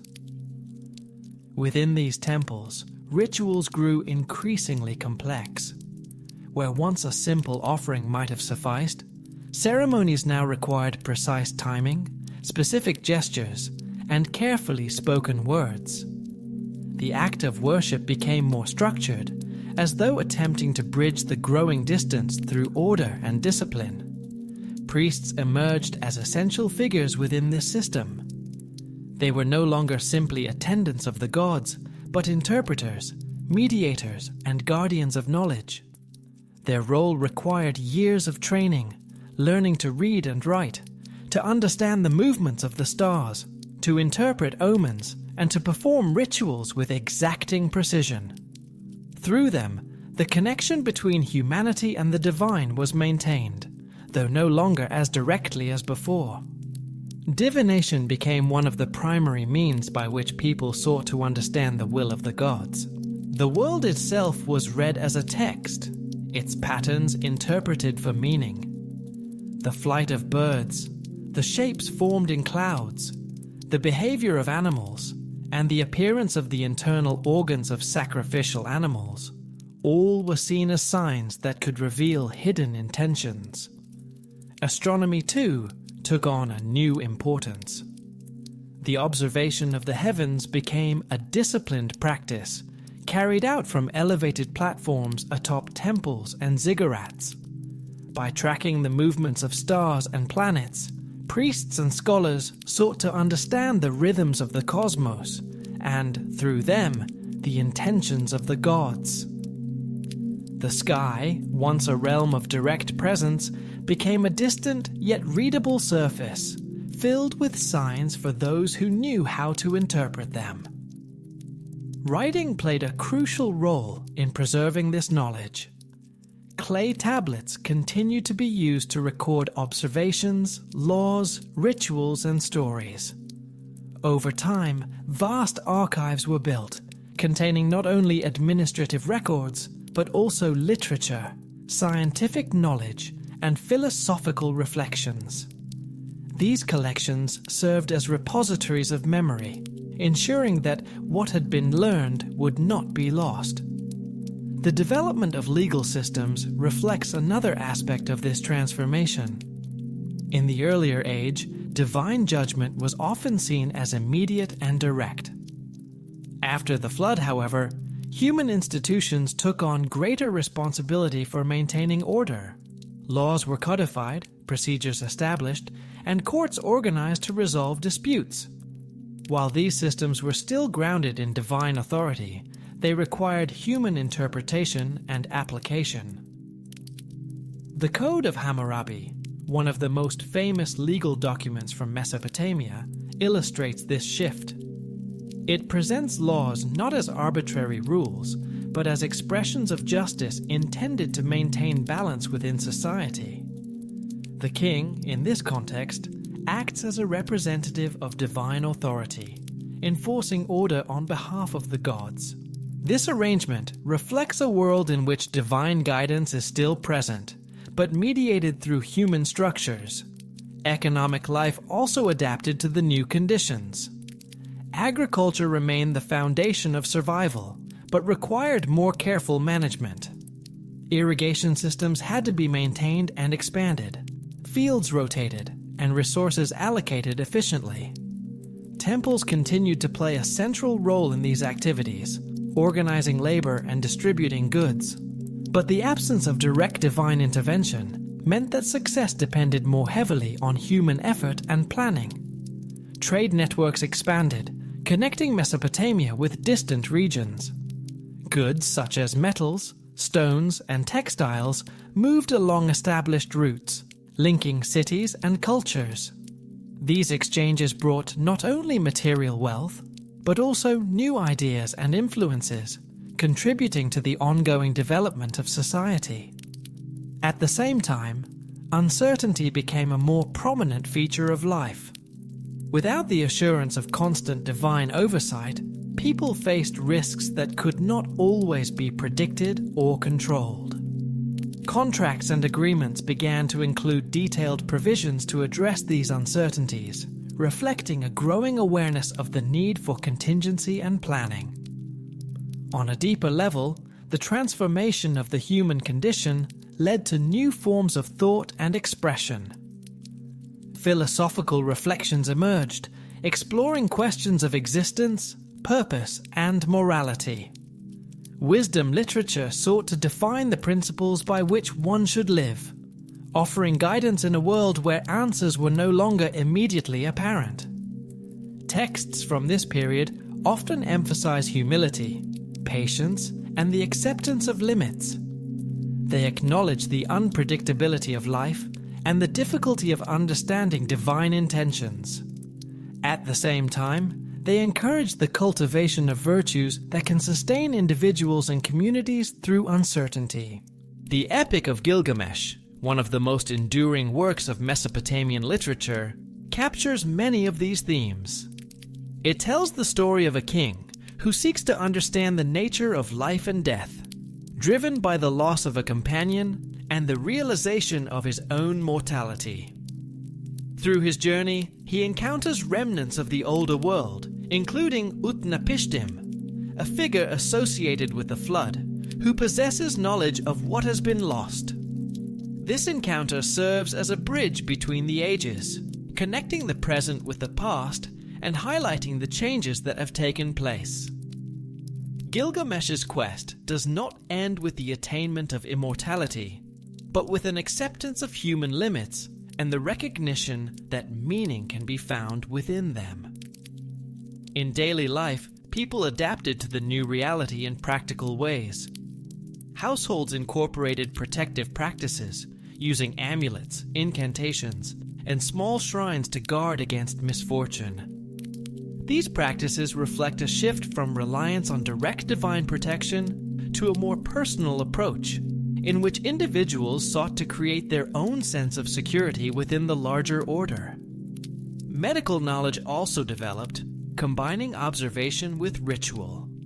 Treatments included both practical remedies and incantations, reflecting a belief that illness could have both physical and spiritual causes. Physicians and healers worked within this framework, addressing the needs of the body while acknowledging the influence of unseen forces. Military organization became more structured as well. Without the guarantee of divine intervention, cities developed systems of defense, including walls, weapons, and trained soldiers. Warfare, once guided by omens and divine favor, now required strategy, planning, and coordination. Despite these changes, the memory of the earlier age remained a powerful presence. Stories of long-lived kings, direct encounters with gods, and a world shaped by immediate divine action continued to be told. These narratives served not only as records of the past, but as reminders of what had been lost and what might still be sought. Across different cultures and regions, similar stories began to appear, each shaped by its own traditions, but sharing common elements. Flood narratives, creation myths, and accounts of divine human interaction spread and evolved, reflecting both shared experiences and universal questions. In some traditions, the story of a great flood appears as a punishment for human behavior, emphasizing moral themes. In others, it retains its connection to cosmic balance and the management of creation. These variations highlight the adaptability of the narrative, allowing it to address different concerns while preserving its core structure. The persistence of these stories suggests that they speak to something fundamental in human experience. They explore the relationship between creators and their creations, the tension between growth and limitation, and the consequences of actions taken on a cosmic scale. As humanity continued to build, to learn, and to remember, these ancient narratives remained woven into the fabric of culture. They provided a framework for understanding the world, offering both explanation and meaning in a reality that had become more complex and less immediately clear. And in the quiet moments, when the noise of daily life faded, and the sky stretched wide above the land, it was still possible to sense the distant presence of those who had once walked closer, and to wonder what had truly been seen in humanity. In that first age, that had led to both its creation and its near destruction. As time continued its quiet passage, the memory of the Great Flood did not fade into silence. Instead, it settled into the deeper layers of human thought, shaping how people understood not only their past, but their place within the vast and ordered universe. The story did not remain confined to a single land or a single language. It traveled, transformed, and reappeared in many forms, as though carried by something more enduring than simple memory. Across distant regions, and among different cultures, echoes of the same pattern began to emerge. A world filled with life grows beyond its bounds. The divine grows restless or displeased. A great destruction follows, most often through water. And yet, within that destruction, a remnant is preserved, allowing life to begin again. Though the details vary, the structure remains strikingly consistent. In the lands to the west, among the people who would later preserve their traditions in what is now known as the Hebrew Scriptures, a similar account appears. There, the flood is not described as a response to noise or imbalance, but as a judgment upon human behavior. The figure of Noah, chosen for his righteousness, mirrors the earlier figure of Ziusudra. He is warned, instructed to build a vessel, and tasked with preserving life through the coming destruction. The differences in emphasis, moral corruption rather than cosmic disturbance, reflect a shift in theological focus, yet the underlying framework remains closely aligned. Further west, in the traditions of the Greeks, the story appears again, though shaped by a different imagination. The tale of Deucalion and Pyrrha describes a flood sent by Zeus to cleanse the world of impiety. They survive by building a vessel and later repopulate the earth in a symbolic act, casting stones that transform into human beings. This detail differs from the Mesopotamian accounts, yet the essential elements, divine decision, universal destruction, and selective survival, remain present. In the vast traditions of the Indian subcontinent, another version unfolds. The story of Manu, preserved in ancient texts, tells of a great flood foretold by a divine being who takes the form of a fish. Manu builds a boat, gathers life, and survives the waters that cover the world. The parallels extend even into the technical aspects: the preparation, the preservation of species, the gradual emergence of land, suggesting a shared structure that transcends distance. Even among the indigenous cultures of the Americas, where no direct connection to Mesopotamian civilization can be traced, similar narratives appear. Stories speak of a time when waters covered the earth, when a few survivors endured, and when the world was renewed. These accounts, shaped by local landscapes and beliefs, still carry the same underlying rhythm, as though responding to a universal human intuition about cycles of destruction and renewal. This widespread presence of flood narratives raises a quiet and enduring question. Are these stories the result of a single ancient memory, carried and transformed across generations and cultures? Or do they arise independently, reflecting a shared human response to the experience of overwhelming natural forces? The answer may lie somewhere between these possibilities, woven from both memory and imagination. The theme of creation itself also appears across cultures in forms that echo the Mesopotamian account. The idea of humanity shaped from earth and given life through a divine element is not unique to one tradition. In Greek myth, Prometheus forms humans from clay and brings them life through stolen fire. In Egyptian belief, the god Khnum molds human beings on a potter's wheel from the clay of the Nile. In the Hebrew narrative, Adam is formed from dust and animated by the breath of God. These variations share a common insight. Humanity is both of the earth and something more. The material form connects people to the physical world, while the divine element provides consciousness, awareness, and the capacity for reflection. This dual nature, first described in the earliest Mesopotamian texts, becomes a recurring theme in human thought. Another idea that appears across traditions is the notion of divine regret. In some stories, the creators look upon their creation and feel sorrow or dissatisfaction. In the Hebrew account, this regret is expressed clearly, leading to the decision to send the flood. In Greek traditions, cycles of destruction and renewal reflect a similar dissatisfaction with human behavior. In Indian cosmology, the world passes through repeated cycles, each ending when disorder becomes too great.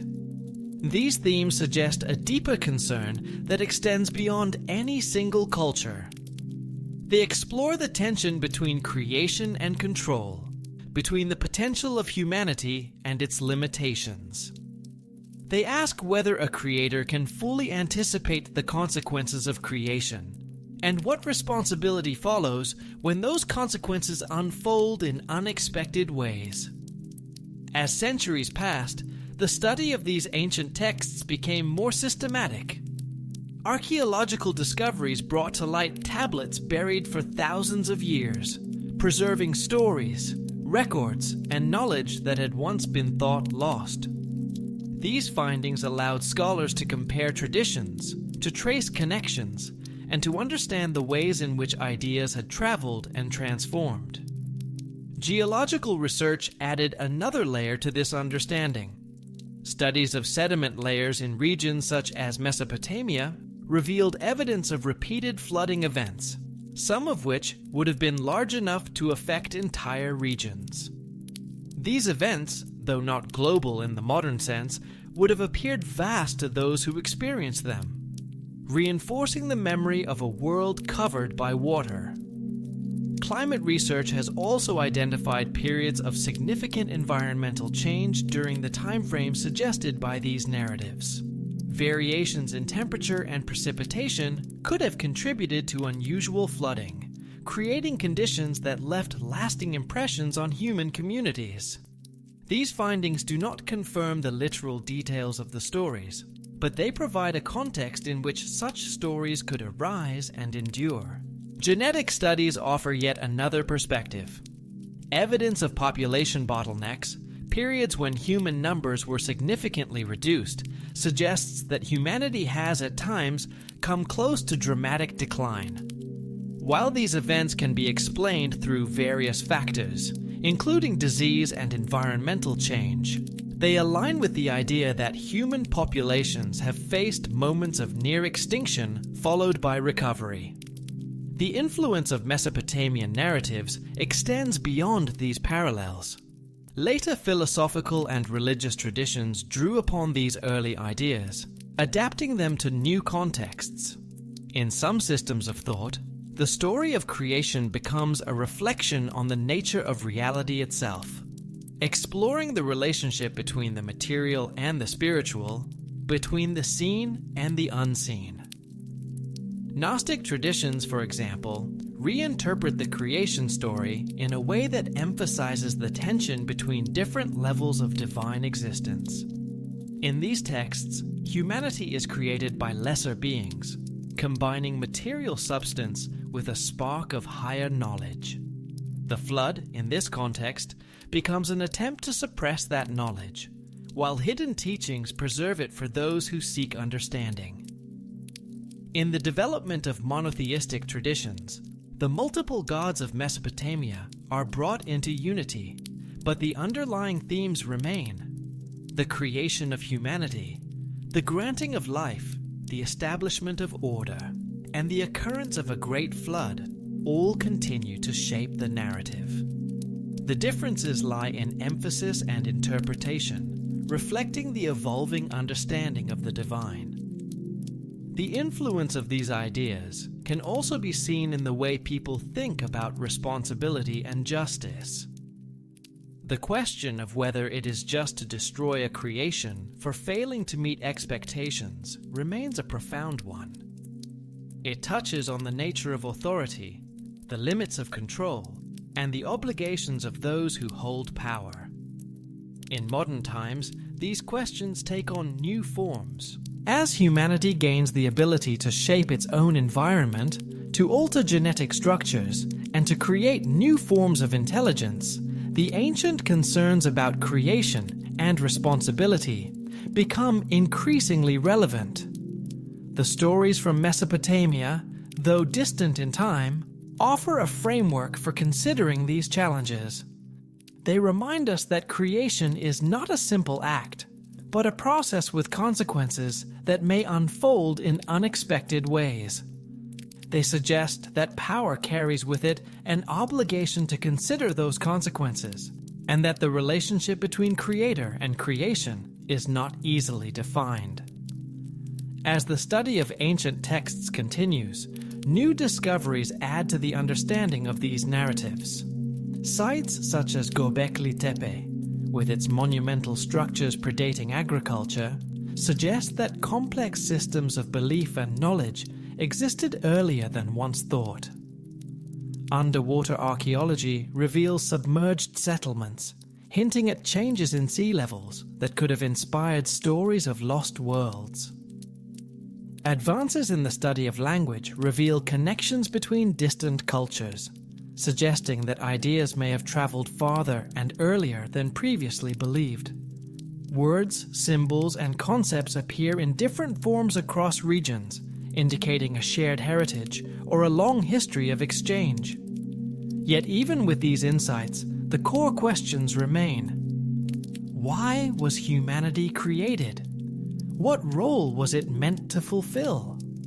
And what did the gods, or those imagined as gods, see in humanity that led to both its elevation and its near destruction? The ancient texts do not offer simple answers. Instead, they present a story that is both a memory and a reflection, a narrative that speaks to the complexity of existence. They remind us that the relationship between power and creation, between intention and outcome, is never entirely straightforward. And as the night deepens and the world grows quiet, these old questions linger softly, like distant echoes from a time when the boundary between the human and the divine was thinner, and when the answers, though no less complex, felt closer to reach. As the stories continue to travel across time, carried in memory, carved into stone, and pressed into clay, they did not remain unchanged. Each generation that received them shaped them gently, like hands smoothing the surface of wet earth, preserving the core while allowing the form to adapt. In this way, the ancient narratives became something more than simple accounts of events. They became living reflections of how humanity understood itself. Beneath the many variations, one idea remained constant and quietly persistent. Humanity existed within a relationship that was never entirely stable. It had been created with purpose, yet that purpose carried uncertainty. It had been given awareness, yet that awareness brought questions that could not easily be answered. And it had been preserved through destruction, yet the reason for that preservation remained only partly revealed. The old Mesopotamian texts suggest that the problem was never simply humanity's existence, but the nature of that existence. Humans were neither fully divine nor entirely of the earth. They stood between, carrying within themselves a balance that could shift, expand, or destabilize. This in-between state made them capable of growth, but also of excess, capable of order, but also of disruption. In the earliest age, when that balance was newly formed, it seemed to function as intended. But as time passed, and as human populations grew, the same qualities that allowed civilization to flourish also began to push against the boundaries that had been set. Expansion, creativity, and adaptation, once seen as strengths, became sources of tension within the larger structure of existence. This tension appears again and again in later traditions, though expressed in different ways. In some, it becomes a question of morality, whether humans have acted rightly or wrongly. In others, it remains closer to the older form, a question of balance, whether humanity has grown beyond the limits that allow harmony to be maintained. The Mesopotamian version, in its quiet complexity, suggests that both may be true at once. As scholars and thinkers of later periods looked back upon these ancient stories, they did not see them merely as tales of the past. They saw in them patterns that continued into their own time. The relationship between power and responsibility, between creation and control, between knowledge and limitation. These themes did not belong only to the distant age of gods and first cities. They were present in every generation, in every society, in every decision that shaped the world. The question of divine justice, which emerges so clearly in the flood narrative, remained one of the most difficult to resolve. If humanity was created with certain qualities, and if those qualities led to growth and change, could that growth truly be considered a failure? And if destruction followed, was it a correction or a reflection of something incomplete in the original design? These questions are never answered directly in the texts. Instead, they are left open, as though inviting reflection rather than providing certainty. In the centuries that followed, new forms of knowledge began to emerge alongside these older traditions. Observations of the natural world became more systematic. Patterns were recorded, compared, and analyzed. The movements of stars, the cycles of seasons, the behavior of living things, all were studied with increasing attention. This growing body of knowledge did not replace the older narratives, but existed alongside them, offering another way of understanding the world. Where the myths spoke in symbols and stories, observation spoke in patterns and measurements. Together, they formed a layered view of reality, one that allowed for both explanation and meaning. The development of astronomy is a clear example of this process. By carefully tracking the movements of celestial bodies, ancient scholars were able to predict events such as eclipses and seasonal changes with remarkable accuracy. These predictions were not seen as separate from the divine, but as a deeper insight into the order that governed the universe. In this way, knowledge itself became a bridge, a means of reconnecting, in part, with the structure that had once been experienced more directly. The loss of immediate contact with the divine did not end the search for understanding. It transformed it. Philosophical thought also began to take more defined forms. Questions about existence, purpose, and the nature of reality were explored not only through story, but through reflection and discussion. These early forms of philosophy did not separate themselves from religious thought, but expanded it, seeking to understand the underlying principles that connected all things. At the same time, practical life continued to demand attention. Cities grew larger, societies more complex. Systems of governance developed to manage the needs of expanding populations. Laws were refined, institutions strengthened, and structures of authority established to maintain order. In this context, the ancient narratives served as both guidance and reminder. They offered a framework within which decisions could be understood, and a warning of what might happen when balance was lost. The memory of the flood, in particular, remained a powerful symbol of what could occur when the relationship between humanity and the larger order became strained beyond repair. Yet the stories also carried a quieter message, one of continuity and resilience. Humanity had survived, it had adapted, it had continued to build, to create, and to seek meaning, even in a world that was no longer as it had once been. This dual message, of warning and endurance, gave the narratives their lasting power. As new civilizations rose and fell, these stories moved with them, sometimes preserved in writing, sometimes carried through oral tradition. They were retold in different languages, shaped by different beliefs, but always retaining a recognizable core. In the process, they became part of a shared human heritage, a set of ideas that transcended individual cultures and spoke to common experiences. The sense of being created, of belonging to something larger, of facing forces beyond control, and of seeking understanding. These are themes that appear again and again, in different forms, but with the same underlying resonance. In the modern world, where knowledge has expanded in ways that would have been unimaginable to the earliest storytellers, these ancient narratives still hold a quiet relevance. They do not compete with scientific understanding, but complement it, offering a different perspective on questions that remain difficult to answer through observation alone.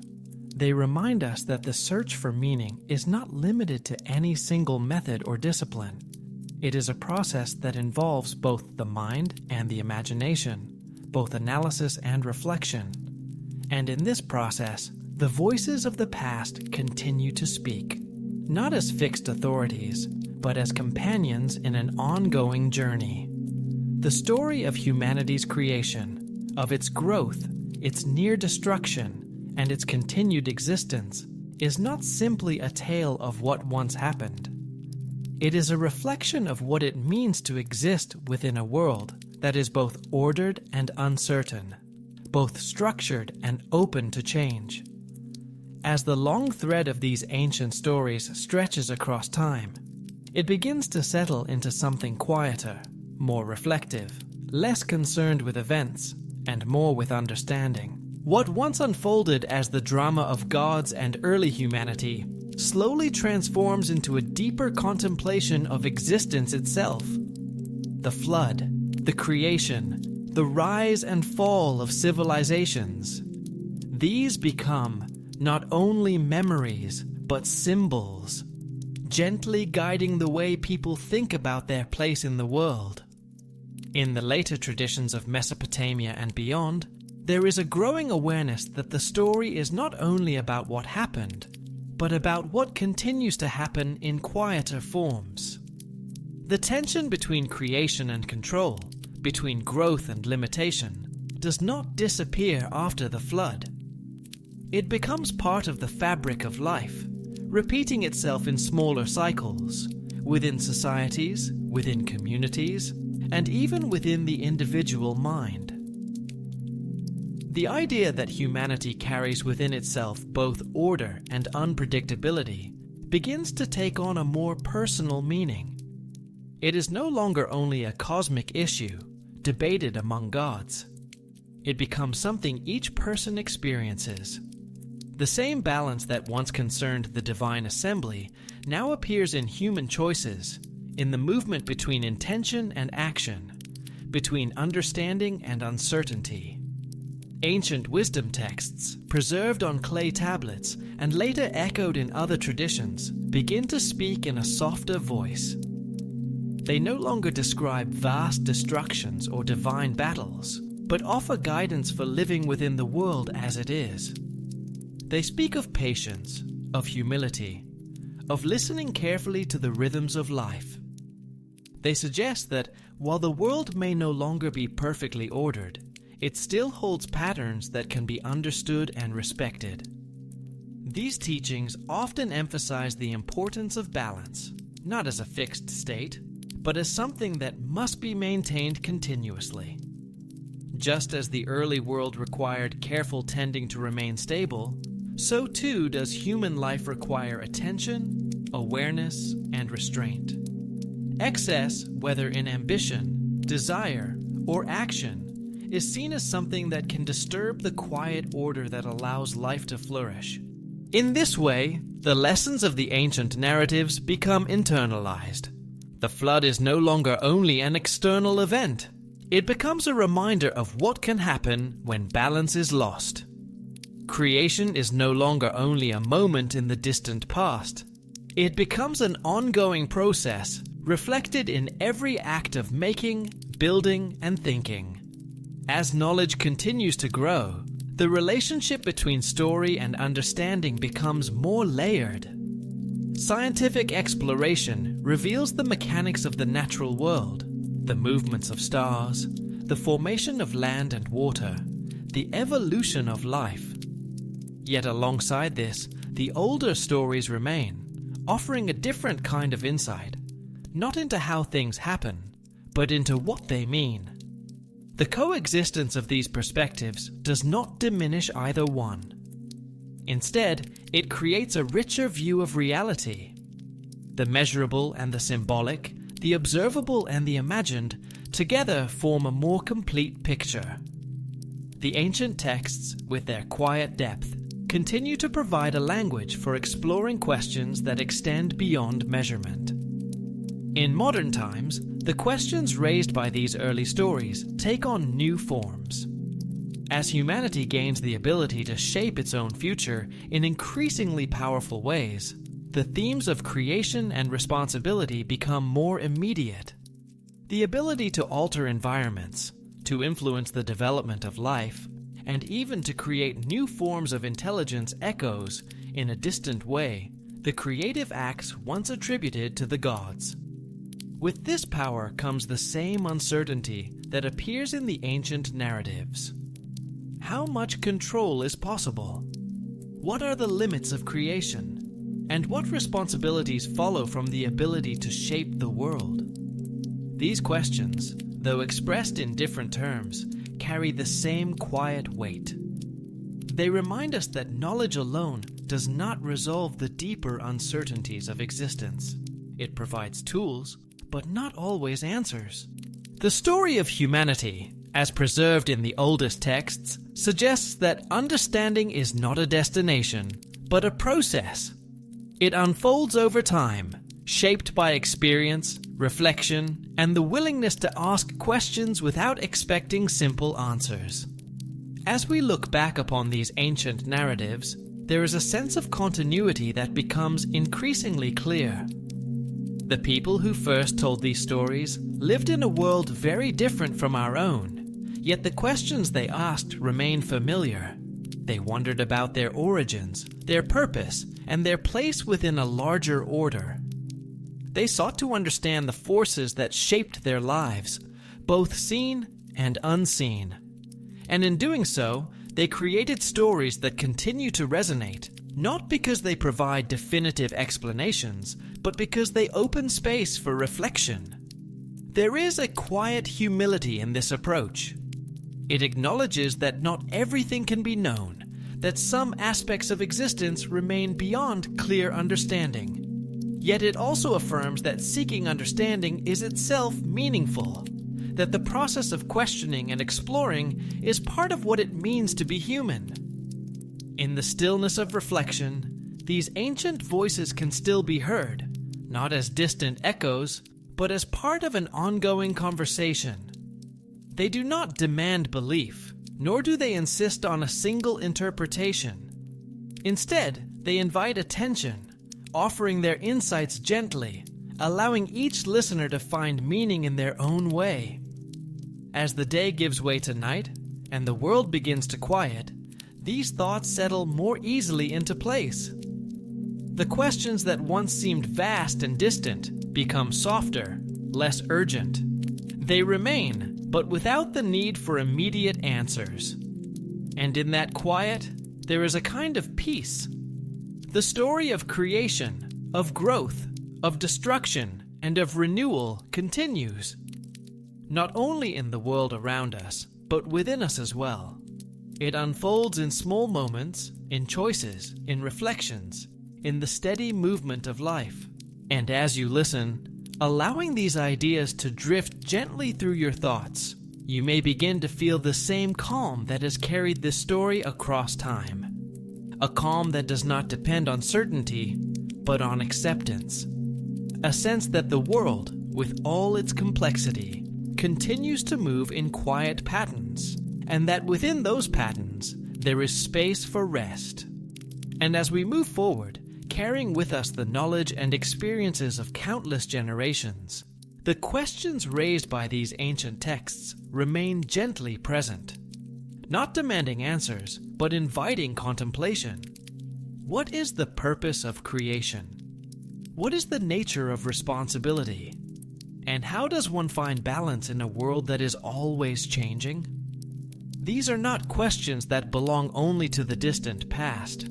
They are part of the quiet conversation that continues within every age, including our own. And now, as this long and quiet journey through the oldest memories of humanity begins to draw to a close, the story softens, like distant waves settling after a great storm. What began in the deep waters of creation, where gods shaped life from clay and divine essence, has carried us through the rise of the first cities, the tension between order and growth, and the great flood that washed the world back into silence. It has shown us a humanity created with purpose, yet never fully understood. A humanity that grew, endured, and continued even when the balance of the world seemed to break. And perhaps that is the quiet truth that remains beneath all these ancient words. That humanity was not simply made to exist, but to search, to build, to wonder. Not with perfect clarity, but with a gentle awareness that something greater surrounds it. The old stories never gave a final answer. They did not say exactly why humanity was created, nor fully explain why the gods once turned away. Instead, they left space for thought, for reflection, for the slow unfolding of understanding across generations. And in that space, something peaceful can be found, a sense that not everything must be resolved, that it is enough, sometimes, simply to be part of the story. Now, let the images begin to fade. The ancient cities grow quiet. The temples stand still beneath a soft night sky. The waters have long since settled, and the world rests once more. Allow your breath to slow even further. Let your body sink gently into stillness. There is nothing more you need to follow, nothing more to hold on to, only the calm rhythm of the present moment. And as your thoughts grow softer and more distant, let them drift like those ancient waters into quiet rest. Good night, and sleep well.